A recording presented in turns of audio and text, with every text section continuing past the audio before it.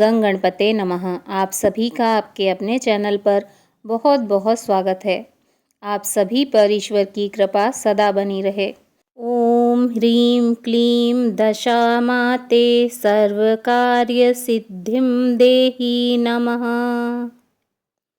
अर्थात हे दशा माता, मैं आपको प्रणाम करती हूँ। कृपया मुझे आशीर्वाद दें और मेरे सभी कार्यों को सिद्ध करें। आपकी जय हो माँ। एक राजा था, उसकी रानी कोमलांगी थी। वह फूलों की शैया पर सोया करती थी। एक दिन फूलों के साथ कच्ची कली भी आ गई। कच्ची कली के कारण उसे रात को नींद नहीं आई। वह करवटें बदलती रही। राजा ने पूछा, प्रिय, आज क्या बात है जो तुम्हें नींद नहीं आ रही है? रानी ने बताया कि आज फूलों में एक कच्ची कली आ गई है।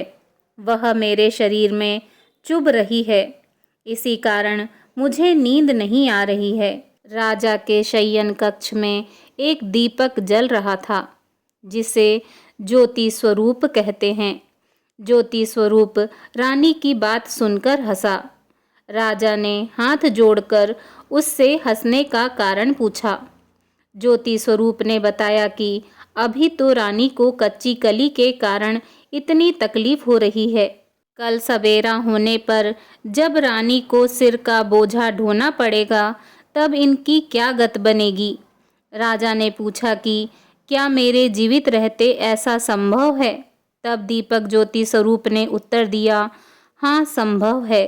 तुम्हारे जीते जी संभव है।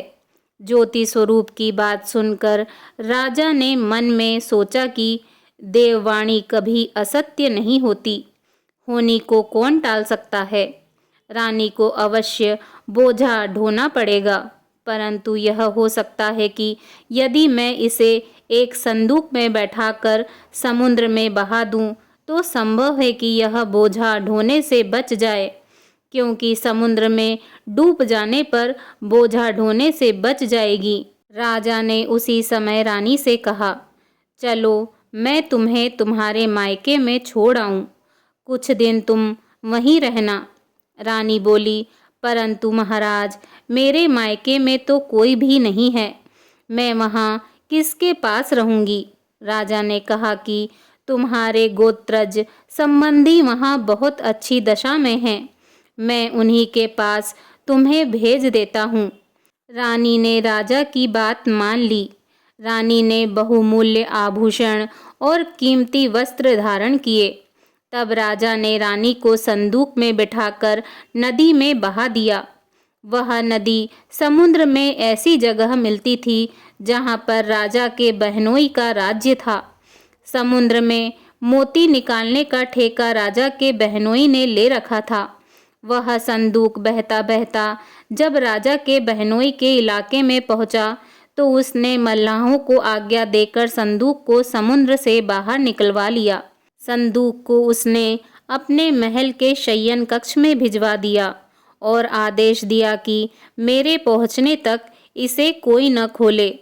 राजा का बहनोई, जो उस जगह का स्वयं राजा था, उसके शयन कक्ष में संदूक के पहुंचते ही रानी को पता चला कि इस संदूक को राजा ने समुद्र में पाया है, तो वह तुरंत शयन कक्ष में आई। उसने पहरेदारों को हट जाने को कहा।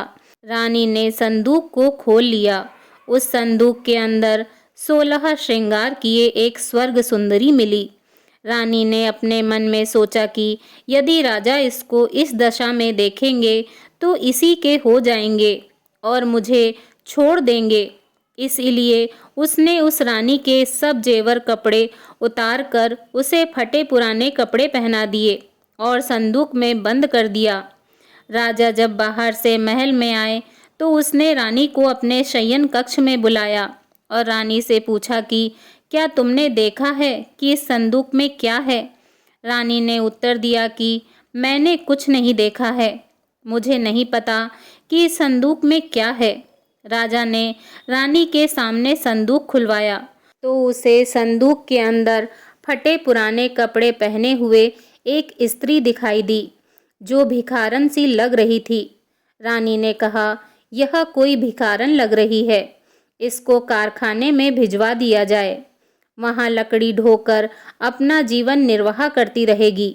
राजा ने रानी के कहे अनुसार उसे कारखाने में भिजवा दिया। एक दिन रानी की सहेलियां नदी में स्नान करके दशा माता का डोरा ले रही थी। उनके पास एक डोरा बच गया। वे यह सोच रही थी कि इस डोरे को किसे दिया जाए। उसी समय लकड़ी ढोने वाली रानी वहां आ गई। उन्होंने उसे रोककर पूछा, बहन, हमारे साथ दशा माता का एक डोरा ले लो। रानी ने कहा कि मुझे डोरा लेने में कोई हर्ज नहीं है, परंतु मुझे तो खाने भर को नहीं मिलता। मैं इस डोरे की पूजा कैसे करूंगी? वे बोली कि तुम इस बात की चिंता मत करो, हम हर रोज इस जगह स्नान करने आया करेंगी। 9 दिन तक हम यहाँ पर कथा कहेंगी। तुम भी रोज आकर कथा में शामिल हो जाया करना। 10वें दिन पूजा होगी, तब तक दशा माता चाहेंगी तो तुम्हारी दशा बदल जाएगी। रानी ने दशा माता का ध्यान कर डोरा ले लिया। उसी दिन रानी के पति राजा को यह चिंता हुई कि रानी को संदूक में बंद करके बहा तो दिया था, परंतु पता नहीं उसका क्या हाल होगा।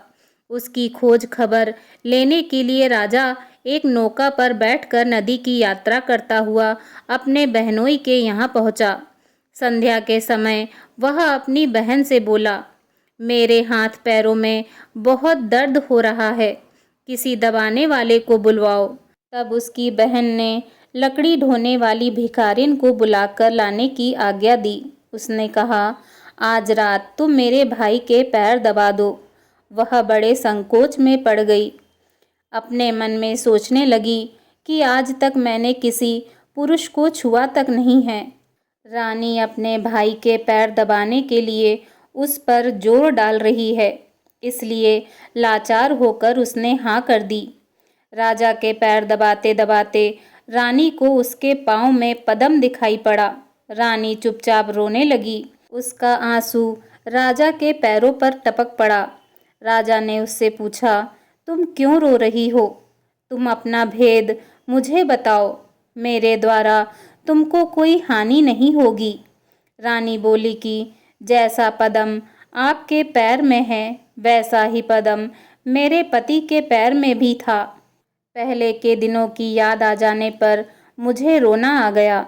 राजा ने उसे पहचान लिया। राजा बोला, मैं समझ गया, अब तुम्हें पैर दबाने की ज़रूरत नहीं है। तुम्हारे भाग्य में जो लिखा था वह तुम्हें भोगना ही पड़ा। मैंने उसे टालने के लिए जो उपाय किया था उसका नतीजा उल्टा ही निकला। तुम्हें मेरे जीते जी लकड़ियां ढोनी पड़ी। सवेरा हुआ, परंतु अतिथि राजा सोकर नहीं उठा और न पैर दबाने वाली दासी ही कमरे से बाहर निकली। राजा की बहन को चिंता होने लगी। थोड़ी देर बाद दासी कमरे से बाहर निकली और कारखाने में काम करने चली गई। रानी ने कमरे में जाकर अपने भाई को जगाया। उसका भाई बोला, मेरी तबीयत ठीक नहीं है, मेरा सिर दर्द कर रहा है, मैं अभी आराम करना चाहता हूँ, मेरा मन भी बहुत व्याकुल हो रहा है। रानी ने पूछा कि आखिर बात क्या है, कुछ तो बताओ। राजा ने कहा, बड़ी शर्म की बात है, मैंने तुम्हारी भाभी को जानबूझकर संदूक में बैठाकर तुम्हारे पास इसलिए भेजा था कि इसे यहाँ आराम से रखा जाएगा, परंतु उसे तो यहाँ लकड़ियाँ ढोनी पड़ रही हैं। उसके तुमने सारे गहने कपड़े उतार कर उसे रास्ते की भिखारिन बना दिया। उसकी बहन बोली, मैंने उसे नहीं पहचाना। उसने दासियों को भेजकर उसे चुपचाप अपने पास बुलाया। उसके आने पर बहन ने अपनी भाभी से माफ़ी मांगी और पैर पकड़ लिए। कुछ दिनों तक राजा अपने बहनोई बहन के घर रहकर रानी को साथ लेकर राजधानी में लौट आया। रानी ने अपने महल में पहुंचकर सुहागिनों को न्योता भेजा। बड़े धूमधाम से दशा माता के डोरे की पूजा की और नगर में ढिंढोरा पिटवाया गया कि आज से अमीर गरीब सब दशा माता का डोरा लिया करें और श्रद्धापूर्वक पूजा किया करें। जिसके पास पूजन पारण के लिए धन की कमी हो तो वह महल से ले जाए। जिस प्रकार रानी के दिन दशा माता ने फेरे, वैसे ही वह हम सबकी दशा ठीक करें। जय हो दशा माता की जय हो। हे माँ, आप हम सभी की दशा ठीक करें, अपनी कृपा दृष्टि हम सभी पर करें। जय हो माँ, आपकी सदा ही जय हो। प्रेम से बोलो दशा माता की जय।